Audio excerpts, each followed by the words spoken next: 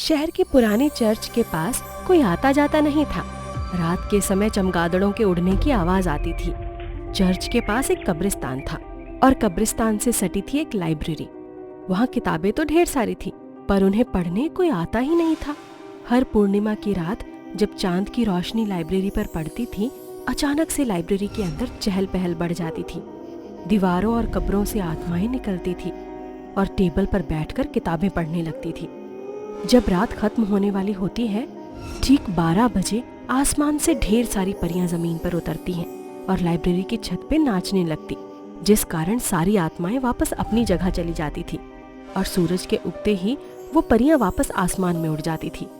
चलो, अब हमारे जाने का वक्त हो गया है। पर उन्हें मालूम नहीं था कि ये सब एक शख्स छिपकर देखता रहता था।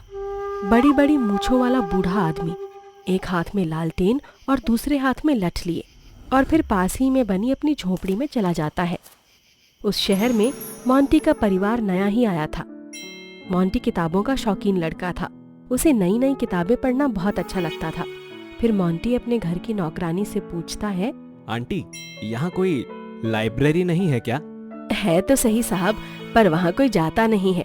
पर वहाँ पर किताबें इतनी हैं कि पूछो मत।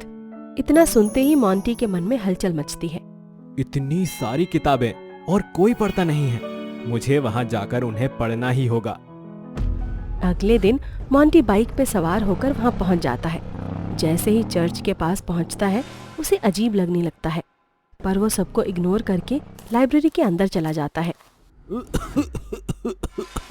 ओह, कितनी धूल है। तभी आगे जाकर एक किताब निकालने की कोशिश करता है, जिस कारण वहाँ ढेर सारी किताबें गिर जाती हैं। तभी सामने वही बूढ़ा दिखता है और बूढ़ा डरावनी आवाज में बोलता है, क्यों आए हो यहाँ? काका, कुछ अच्छी किताबें ढूंढ रहा हूँ। जो तुम ढूंढ रहे हो वो उस कोने में मिलेगा। वो बूढ़ा एक कोने की तरफ इशारा करता है। मोंटी उधर जाता है। तभी उसे जमीन पर पड़ी ढेर सारी किताबों के बीच एक किताब से रोशनी आती दिखाई देती है। ये कैसी रोशनी है? फिर मोंटी उसके ऊपर से कुछ किताबें हटाता है, जहाँ उसे एक चमचमाती किताब मिलती है, जिस पर लिखा था, जो लिखोगे वही होगा, जो पढ़ोगे वही सच होगा। ये कैसी किताब है? इसमें से इतनी रोशनी कैसे निकल रही है? फिर मोंटी किताब को खोलता है। किताब के ऊपर वार्निंग लिखी थी, इस किताब में जो कुछ भी लिखोगे वो बिल्कुल सच हो जाएगा। ये हजारों साल पुरानी किताब है। सारे माइनक्राफ्ट लोग और जानवर जीवित हो उठते हैं। फिर मोंटी किताब लेकर अपने घर आ जाता है। मोंटी माइनक्राफ्ट खेल रहा होता है। तभी उसे उस किताब की याद आती है। वो उस किताब को उठाता है और लिखता है, नेदर पोर्टल। उसके सामने सचमुच का एक नेदर पोर्टल कमरे में खड़ा हो गया और मोंटी को अपनी तरफ खींचने लगा। संयोग से किताब में कलम पड़ा हुआ था, पर कुछ देर में मोंटी नेदर पोर्टल में समा गया और कमरे से नेदर पोर्टल गायब हो गया। दूसरी तरफ मोंटी एक माइनक्राफ्ट वर्ल्ड में आ जाता है। तभी एक हेरोब्राइन उसके पीछे पड़ जाता है। भागते भागते मोंटी को अपनी किताब की याद आती है और वो उसमें लिखता है, मेरा अपना घर का कमरा। वो वापस नेदर पोर्टल से अपने कमरे में आ जाता है।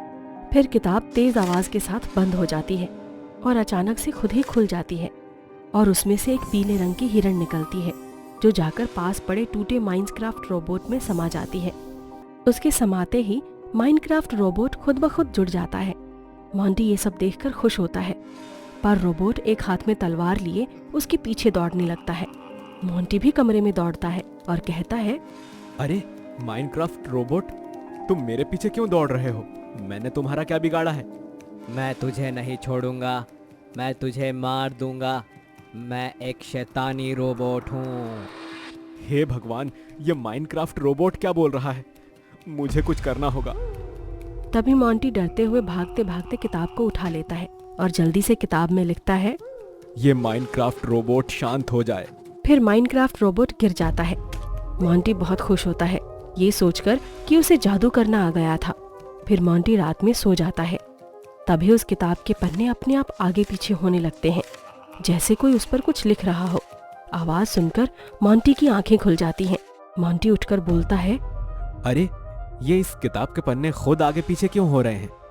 फिर मोंटी किताब के पास जाता है तो वो ये देखकर हैरान था कि अगले पन्ने पर लिखा था, इस पर जल्दी से कुछ लिखो वरना मैं तुम्हें मार दूंगा। मोंटी इतना पढ़ते ही डर जाता है और डरते हुए किताब पर लिखता है, मेरा माइनक्राफ्ट रोबोट फिर से जिंदा हो जाए। फिर माइनक्राफ्ट रोबोट दोबारा से जिंदा हो जाता है, लेकिन इस बार जिंदा होते ही माइनक्राफ्ट रोबोट मोंटी को मार देता है।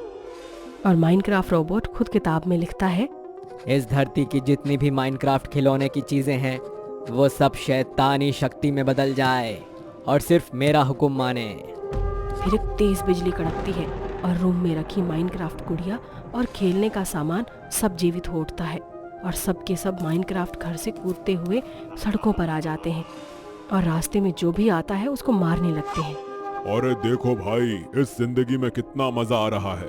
अभी तक सिर्फ लोग मजे करते आए हैं। हम तोड़ते थे पर आज हम उन्हें तोड़ेंगे। हाँ सही कहा, अभी तक लोगों ने मुझे बहुत परेशान किया है। अपनी खुशी के लिए मेरे हाथ पैर को तोड़ देते थे, अब मैं सबसे बदला लूंगी। फिर माइनक्राफ्ट एरोप्लेन उड़ते हुए लोगों को परेशान करते हैं और उनसे कहते हैं, आओ बच्चों आओ, अब तुम्हें अपनी सवारी करवाता हूँ। जब मैं एक माइनक्राफ्ट था तब मुझे तुम उड़ने को बोलते थे, आज क्यों डर रहे हो?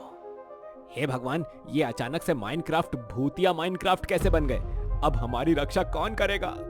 पूरी रात ऐसे ही माइनक्राफ्ट वाले भूतों का घमासान चलता रहता है और अगली सुबह सब माइनक्राफ्ट कमरे में जाकर निर्जीव हो जाते हैं और पूरी सड़क पर लोगों को ऐसे मरा देखकर आपस में कहते हैं, अरे ये एक ही रात में क्या हो गया? किसने इतने सारे लोगों को एक साथ मारा है? भाई लगता है ये किसी शैतानी शक्ति का कहर है। देखकर तो ऐसा लगता है जैसे इस शहर पर भूतों का वास हो गया हो। लेकिन कोई समझ नहीं पा रहा था कि ये क्या हो रहा है। मोंटी की माँ मोंटी को ढूंढते हुए कमरे में आती है तो वो देखती है कि मोंटी भी मारा जा चुका था। मोंटी की माँ जोर से चिल्लाने लगती है। उसे चिल्लाता देखकर माइनक्राफ्ट रोबोट भी चिल्लाने लगता है, मम्मी आप मत रो। मोंटी की माँ इधर उधर देखने लगती है। तभी माइनक्राफ्ट रोबोट खिड़की से कूदकर बाहर भाग जाता है और लाइब्रेरी में जाकर छिप जाता है। तब मोंटी के पापा आते हैं तो मोंटी की माँ उन्हें सब बताती है।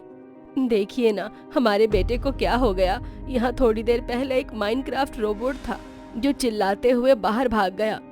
मोंटी के पिता भी उस लाइब्रेरी में लाइब्रेरियन रह चुके थे तो उन्हें समझ आ गया कि मोंटी ने उस शैतानी किताब को जिंदा कर लिया है जो कभी उन्होंने भी की थी। हे भगवान, इस मनहूस किताब की वजह से वो माइनक्राफ्ट भूत जिंदा हो गए। फिर वो इधर उधर देखता है तो किताब वहीं पर पड़ी थी। वो उसे उठाने जाता है तभी माइनक्राफ्ट रोबोट वापस आ जाता है और किताब को लेकर भागने लगता है। मोंटी के पिता उसका पीछा करते हैं पर माइनक्राफ्ट रोबोट गायब हो जाता है। मोंटी के पापा लाइब्रेरी में जाते हैं और किताब की खोजबीन करते हैं। तब वहाँ पर रखी दूसरी किताब को उठाते हैं जिसमें लिखा था, इस किताब को करोड़ों साल पहले जादुई मंत्र से सिद्ध किया गया था। इसमें जो भी लिखोगे इसमें कैद हो जाएगा। तभी आसमान से रथ में एक दैत्य की तरह दिखने वाला आदमी आता है और मोंटी के पापा से किताब छीन लेता है। मरोगे, सब मरोगे। फिर वो दैत्य उन पर हमला करने ही वाला होता है कि मधुर ध्वनि सुनाई देने लगती है। परियां जमीन पर आने लगती हैं, दैत्य भागने लगते हैं, आत्माएं समाने लगती हैं। एक चक्रवात सा आ जाता है और सारे शैतानी खिलौने उड़कर किताब में समाने लगते हैं और फिर देखते ही देखते आखिर में वो किताब उसी में समा जाती है। किताब का जादू खत्म होते ही मरे हुए सारे लोग जीवित होते हैं और मोंटी भी जिंदा हो जाता है। बेटा मोंटी, तुम ठीक हो? हाँ पापा, मुझे माफ कर दो। मेरी वजह से आप सब मुसीबत में पड़ गए। परियां कहती हैं, वैसे तो हम पूर्णिमा के दिन आते हैं लेकिन यहाँ आतंक बढ़ गया जिस कारण हमें आना पड़ा और अब हम इस लाइब्रेरी को गायब कर देंगे ताकि दोबारा ऐसा ना हो। सारे वहाँ अब खुश थे। फिर मोंटी को ये बात समझ आ जाती है और उसके बाद से उसने कभी लाइब्रेरी में ना तो कोई जादू की किताब पढ़ी ना ही जादू करने की कभी सोची। अब वो एक आम जिंदगी जीने लगा था।